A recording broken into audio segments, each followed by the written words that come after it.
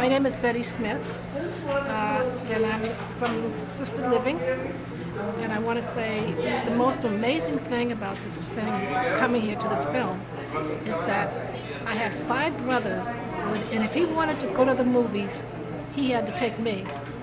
And I saw every single one of those movies. I can't tell you, at my age, I can't tell you what it was in, but I remember it very clearly that every single one I had seen during those years.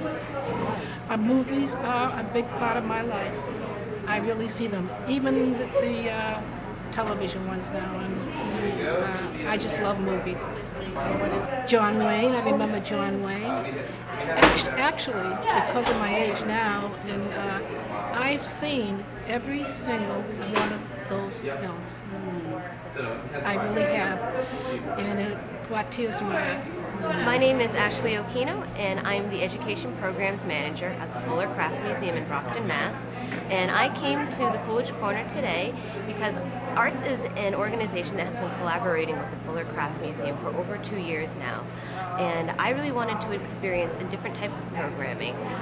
When they come to the museum, we often look at artwork, but we don't look at film, so I wanted to experience the program from a different vantage point. My experience today was a wonderful experience. It started with nothing but smiles and good mornings, and as everyone came in and took their seat, instantly dialogue began to happen. I found between people just sitting in the theater, having popcorn, talking about the architecture inside the theater, and as soon as the film began, I heard people singing along with it, and I myself am a huge fan of old film, so I might have been singing along a little bit as well. I felt great witnessing it, and also just from the museum as well. It's a great experience to really see that aha moment when they have it, when it's either reconnecting back to a memory or an event or a person in their lives. That aha moment is really great, and to see that happen again and again with film today, whether it was talking about old jobs they had, an actor or a particular actress, or a song in the film. And as I was leaving the theater, everyone was coming by me. This was such a wonderful day. This was so beautiful. I am so happy.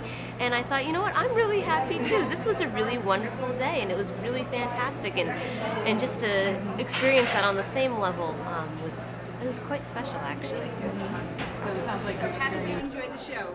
Well, I think people selected just the most perfect clips, which really demonstrated a variety of times and places, and couldn't have done better. But my partner here should really react to you and what it was all about.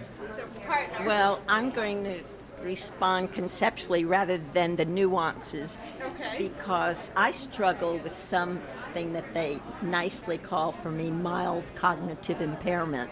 So thank God it hasn't become the full-blown Alzheimer's, but now that I've seen this, it makes me not worry about that, other than the implications of labeling that take place. And that's why you did such a good deed, because you unraveled the labeling concept, and that is so important, and doing it in as many ways as one can keeps the self-esteem from moving to the floor. Nothing works better than grabbing the attention of people, in my opinion, from a dramatic perspective.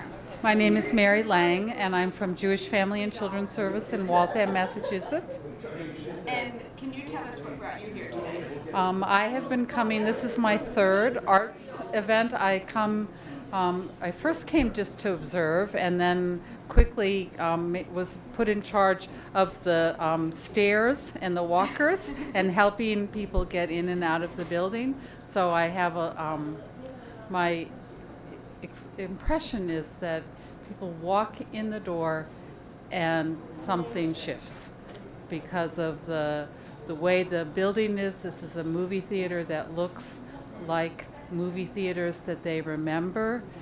The smell of the popcorn, the music playing, and as soon as they sort of make that transition, which sometimes takes a minute or two for their eyes adjust to the light, and then getting in, you can really feel, you see people singing along long before the movies have started. So it's been great to be part of that, and also to sort of, I have my post at the stairs. Well, the amazing thing about this event is that if anybody walked in off the street and said, what's going on here, they'd see 200 older people engaging in conversations about wonderful clips, and not people with or without dementia. And we talk about seeing the person first and then the dementia if there is one. And this brings the person out, and whether they have dementia or not doesn't matter. So the way we began working with the Coolidge was that one of us approached the Coolidge and said, we have an idea, because we've been doing this film program in New York at the Tribeca Film Institute for quite some time. And so we approached the Coolidge Cinema, and Elizabeth said, yes, let's pursue this. And then we met several times, and now we're really partners on it. We're not just doing it at their venue. We have a real partnership to build on the community spirit of Brookline and of this theater. Well, what you don't see when you're in that situation is more important than what you do see, because it's easy to see people smiling. What you don't see is any of what I call the 4 A's. You don't see aggression, you don't see anxiety, you don't see agitation, and you definitely don't see apathy, which is one of the biggest problems of dementia. My hope is that every art theater has a program like this. Then, if you think about 100 art theaters 4 times a year, that's 400 events like this. It'll change the nature of every community they're in. They will no longer think of people with dementia as shut-ins. The second thing is that'll spin off to not only movie theaters, but restaurants and art programs and dance programs and yoga programs and music programs. So that would be amazing. That's the hope and the dream.